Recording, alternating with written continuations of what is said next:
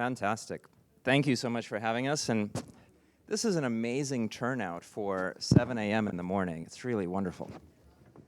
Somebody laughed at my joke. That's good. I'm Lex. I'm a co-founder of Generative Ventures. And we are going to have 30 minutes to talk about sort of the early commercial traction and what's real, what's not in the AI industry. Before we start, I want to get a vibe for the audience. So how many of you are from like AI tech companies? How many of you are not from AI tech companies? That's more than 100%, I think. That's very weird. How many people use ChatGPT on a weekly basis? Everyone. Daily basis? How many of you are on ChatGPT right now? Wonderful. So we've got a fantastic panel. Xiao-Xiao, Ilya, James, let's take a moment to just introduce yourselves and your backgrounds, and then we'll jump into the questions. Hi, everyone. My name is Xiao-Xiao. I work at KKR, digital operating partner there, focused on innovation and digital transformation for our biggest tech portfolio companies. Yeah, excited to be here. Hey, James Newman, managing partner and fund manager at Republic, which is a global on-chain investment and infrastructure firm. Hello, everyone. My name is Ilya. I'm a managing director at UR Foundation. We are building a new symbolic AI, which effectively provides determinism and context awareness for AI applications and agents. Okay, so we've got, large, late stage, early stage innovation, and then operating. Before we can talk about what success is or what's successful or what's not successful, we need to lay the groundwork in terms of the value chain, some sort of framework for what's going on. And so maybe, Ilya, you can start us off by talking about what you see as the key components that we should even discuss. So I think it's worth pointing out that AI is still evolving, and I would argue that we're still in the alchemy phase of the process, and yet to become fully scientific. And what it means is that every time you put in an input and you get an output in your ChatGPT, it's not deterministic. It's based on probability, and so the lack of determinism creates this uncertainty and obviously lack of predictability, which impedes enterprise applications, as you may all know. So I think a really good framework to decipher is we know what AI does because we've seen the text, we've seen the pictures, and it is amazing. The next questions to ask is, why does it do it? I.e., what is the context? And how does it do it? I.e., what is the deterministic path of getting to the answer? And I think as soon as we're able to answer those questions, we would have more trust. And I think trust is the main bottleneck right now that prevents wide-scale adoption, both in terms of enterprise and consumer. I think I want to maybe quickly share my framework that I use for trust. I think the first dimension of trust is data. Is AI has full context awareness of the data? Does the data live in fragmented silos in different modalities? So whether you're running a healthcare, a CRM application, how do you unite all this data and make sure that each schema is respected and the content is there? So dimension number one of trust is context awareness. Dimension number two is determinism. So how does the answer is actually calculated? And at the moment, AI, a lot of it is used by large language models. They use probabilistic token approach, which means that it's almost impossible to come to the same conclusion with the same input. And I think a good case is, defense sector, DARPA at the moment. They have a mandate to make AI interpretable and actually be able to explain the outcome. And the third dimension, finally, is the execution.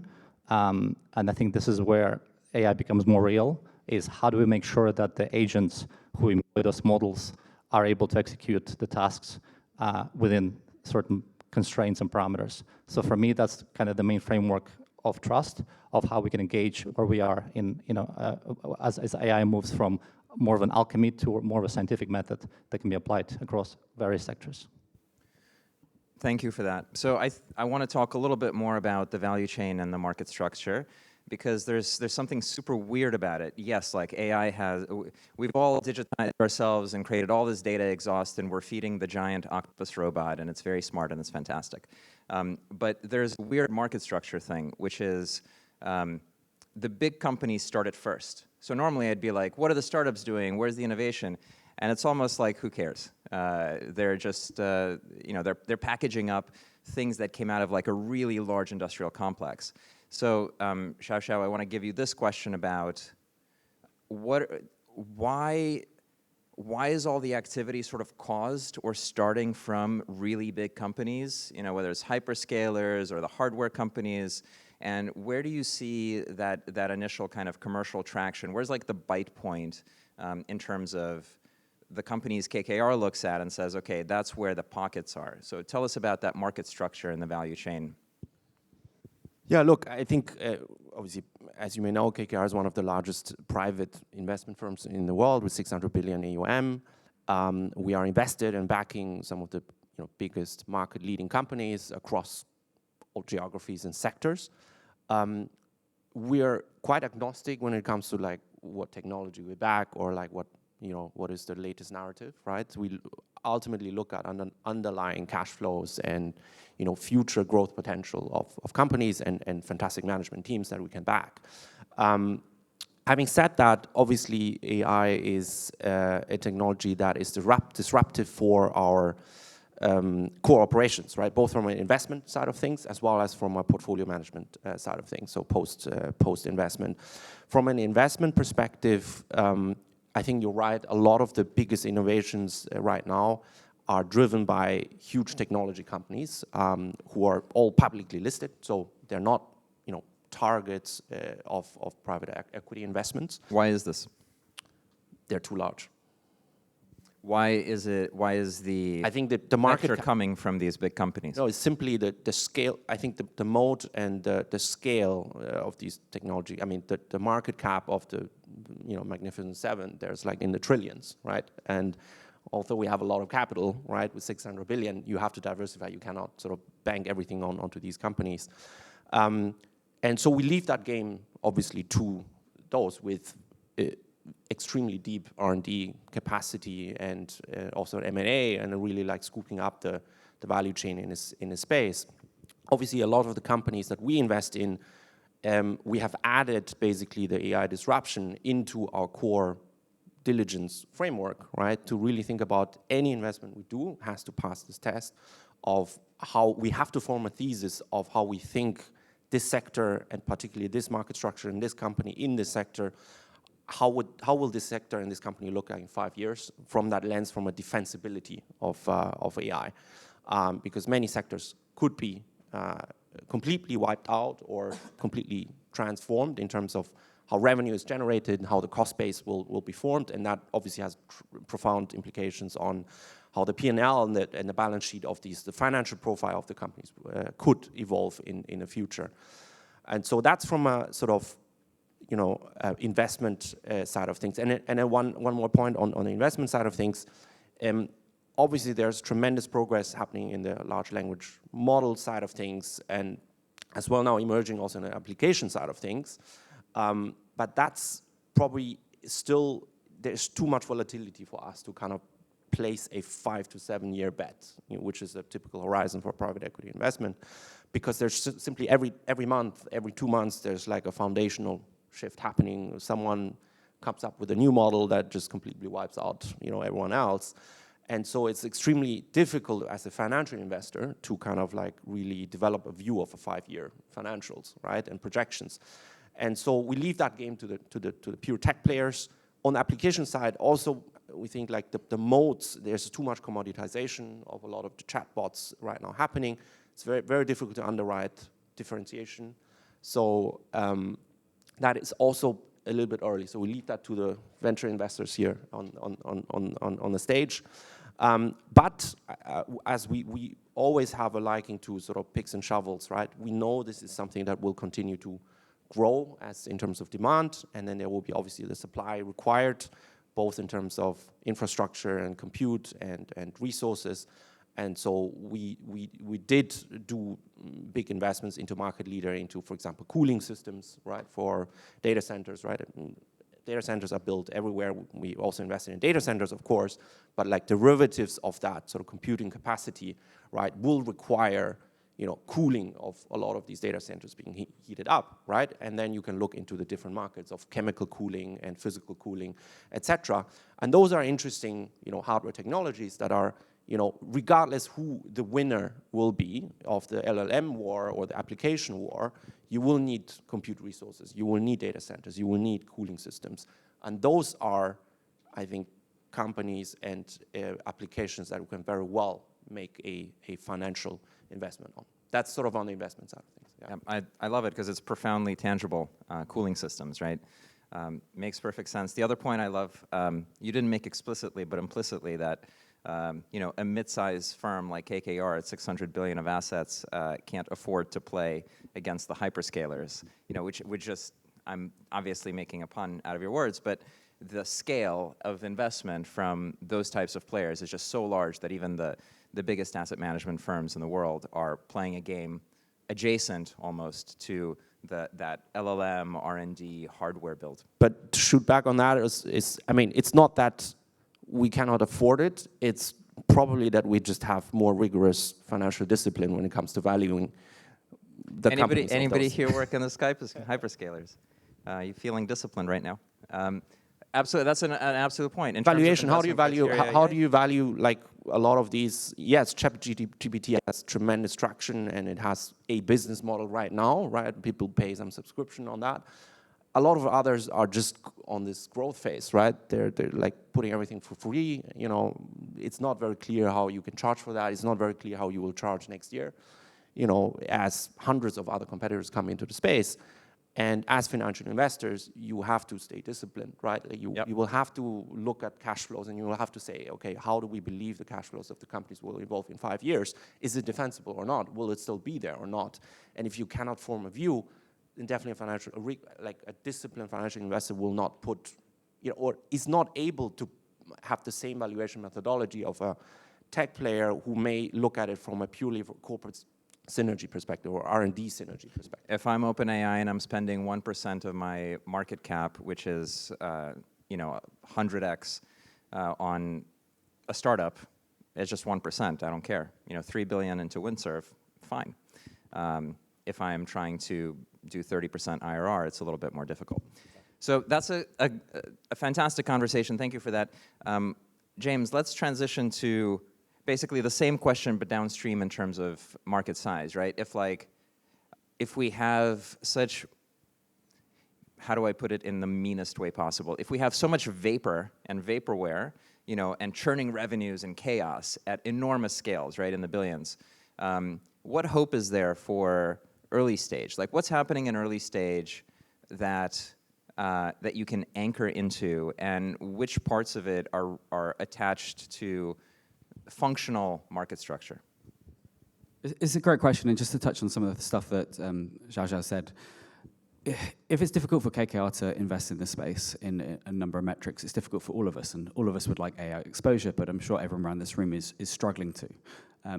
And this becomes down to the point of how market structure is and where value accretes. And you can kind of put it into two buckets. It's really like infrastructure or the application layer. The infrastructure, because of economies of scale, whether it be actually the hardware, whether it be data, whether it be labeling, is concentrated in the very few. And there's significant economies of scale there with those that have the best data, that have the best hardware because of the pace of change. That value accretes to them very quickly.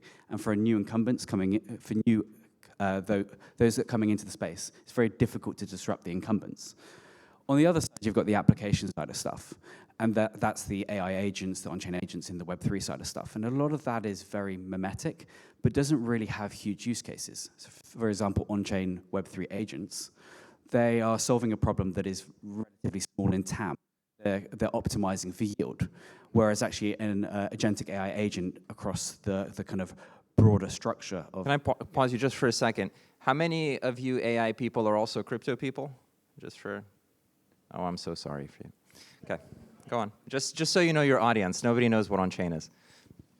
So to take a step back for what on-chain is, if you have, and you're looking for agentic AI agents, what you need is the infrastructure there. For example, access to identity, your data, the ability to act as part of that bank account that you have to be able to optimize anything from like your insurance, redo your mortgage in the traditional sense. And that's huge efficiency gains for individuals. That on the on-chain side of stuff is optimizing yield, because on-chain is permissionless. And so therefore there's a clear use case and a clear, a more easy path towards actually crypto and AI forming that kind of collaborative bond. The reality is the TAM is quite small in that market, so while AI agents are mimetic, I don't think there's a huge investable use case. What I'm excited about on the early stage side of things is that generally across humanity, you have two types of individuals. You've got the more creative types, and then you've got those that are more analytical. Now, yeah, the ones that are in this room and the ones that are not. Yeah, it's a self-burn. I'm sorry. It's fine. But what I'd say is that generally, when you look at early stage founders, they're more in the analytical. They're more mathematical. They're your CTO type individuals who have started a business and have become a CEO. Now, on the other side, you've got creative individuals that don't necessarily go down a similar path. But what AI has enabled is them to get towards a MVP or a POC a lot quicker. They can use AI to test their thesis on the more creative stuff. And creative people bring innovation, they bring efficiencies, economies of scale, and new businesses. And that's super, super interesting. And I think that's where I'm focusing a lot of my time on the creative side. It's exactly the same as where historically you've had the most analytical who have been able to build websites, the Amazons, et cetera. And then those that were able to also code were able to do that in the second wave. Now everyone can. Mom and pop stores in the US, anyone has a website. It's very easy to do.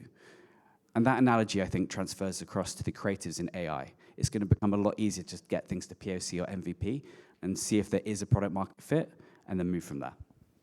It's a profound point, right? So we started with an internet that had user-generated content.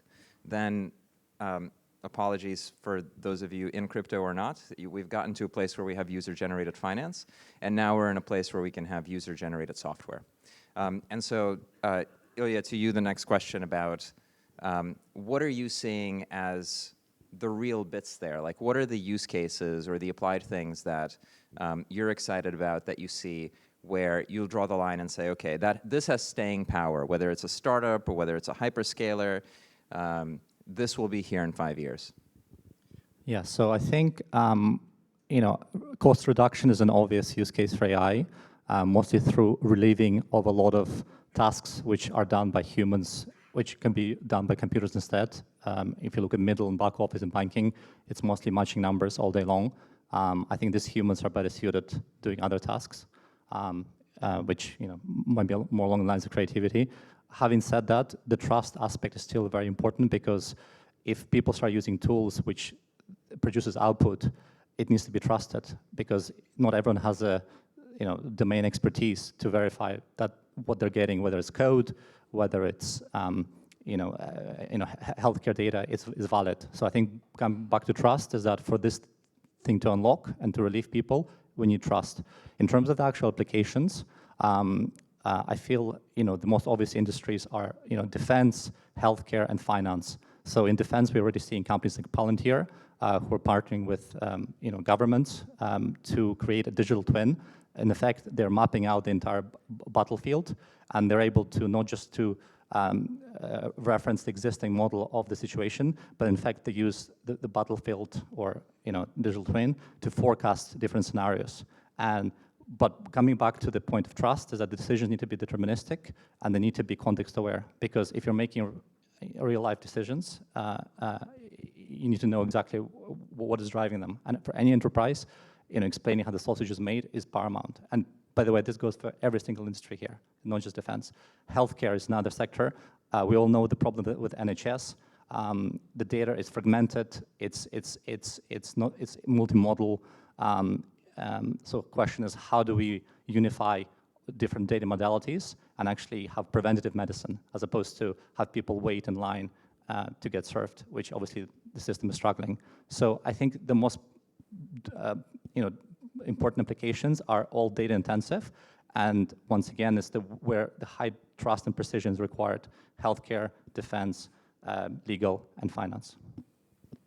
Great. Okay, we've got a little bit of time left, and I want us to take a breath and then put on our mean hat. And imagine there are people in here trying to build startups, and we want to squash and destroy all hope of success, okay? Whoever's laughing, thank you. Also, I'm sorry.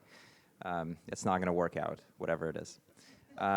Okay, so now I want to talk about what are the things you see now that will definitely not work. Okay, so we talked about some things kind of squeezing out use cases and industries and adjacent parts and kind of winners that are likely to persist. From each of the panelists, I'd love a quick answer on something you see today that you think is vaporware, bubble, or maybe the wrong direction, and your intuition just says, let's not do that. Xiao-Xiao, let's start with you. James, you should start. Nobody wants to go and be mean. I've already started. I've already hurt somebody's feelings, so. I'll go quick. I think like kind of very shallow co-pilots or kind of ChatGPT stuff that's integrated into systems. I think it depends on obviously the data set that it's sat on and the depth at which it provides actually answers that are really optimizing, creating efficiencies. I think a lot of it is pretty shallow. I have a very controversial one. I think recently you had an announcement from Perplexity raising at $15 billion valuation. The way it works, that it uses probabilistic-based LLMs to effectively run a search engine on top of internet sources. As LLMs produce more and more of internet content, you're effectively going to have LLMs eating its own lunch. And I think if it continues down that path of probabilistic hallucination, it will become disaster. So I think Perplexity is way overvalued, and there's a need for a better solution, and we're building one. What happens to the internet if we have AIs eat our own tail? Like, what's the bad outcome that you're talking about? I think the worst outcome is the source of truth will be completely lost. There will be a lot of different perspectives and misinformation, and it will be very difficult to decipher what is real, what isn't real. And given that AI models will require additional training data, and as they become more convincing at telling you that hallucinations are real, this is the path of where humanity can head, and it's not good. Yeah, look, I'm not in the business of predicting what will go out, because I think we live in an evolutionary business world and technology world, so there's a natural selection process of whenever there is use cases where a lot of money are going into, a lot of competitors are going into it, and then ultimately there's not enough of a market, or a new technology comes and runs the previous ones obsolete. Naturally, the old ones will go out, and it's not we're not in the business of predicting exactly what will happen without the evidence of data. We look at data, look at historical data, and we make the prediction based on what we can extrapolate from that data. And I think that's the difference between financial investors and venture investors. Yeah. I think I deserve that, given how bad I've been. Yeah, I got it. Okay. But yeah, no, I think a lot of the companies that are building now, they will have to evolve because the customer demand will evolve. What I am excited about it, but I also feel like it will change so many things beyond our current way of grasping. I do think two big areas will be disrupted in a big way, which is not just sort of agentic AI or like assistant AI or so. I think search generally right now, like that's the entry point into the internet right now, dominated by Google. I think that will change in the years, like the way we're already seeing that organic search total traffic numbers are coming down for the first time in decades, right, on Google. I think that will be existential because user behavior is changing, right? Like people, how they start thinking about exploring things generally online is shifting more and more into different modalities, right? Into chatbot, ChatGPT, and all of these kind of new things that are happening. And that's fragmenting the traditional search behavior. And I think that will have profound implications, right? Because right now the way e-commerce or like generally digital transaction businesses are measuring the success is click-based, right? It's like conversion and click-based, and it's everything ratios between impressions and clicks and conversions ultimately.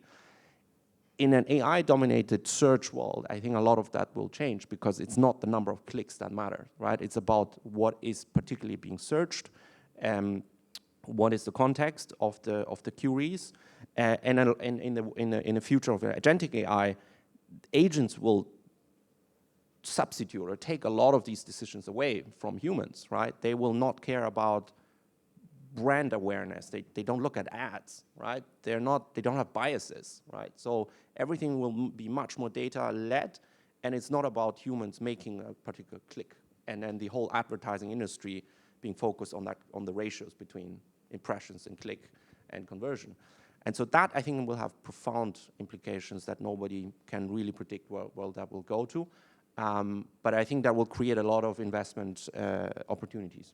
Absolutely. I think the economic loop is going to be very different in the digital world, and we're still quite a bit from knowing what that looks like.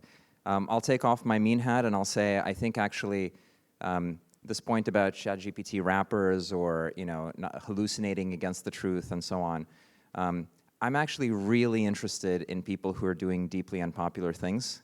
So all the startup entrepreneurs who are like, it's not working, I'm too weird. I think that's actually fantastic. The problem is when you are lazy in your thinking. So the ChatGPT wrapper stuff, if it's interesting and weird and has breakout potential and people are trying really hard, you're going to get outcomes like Lovable, Windsurf, Cursor. People thought character AI was dead and uninteresting, and then 12 months later, you've got these incredible outcomes. But where people or entrepreneurs are kind of indifferent and not particularly thoughtful and just going with the flow, I think that's where stuff will fall apart.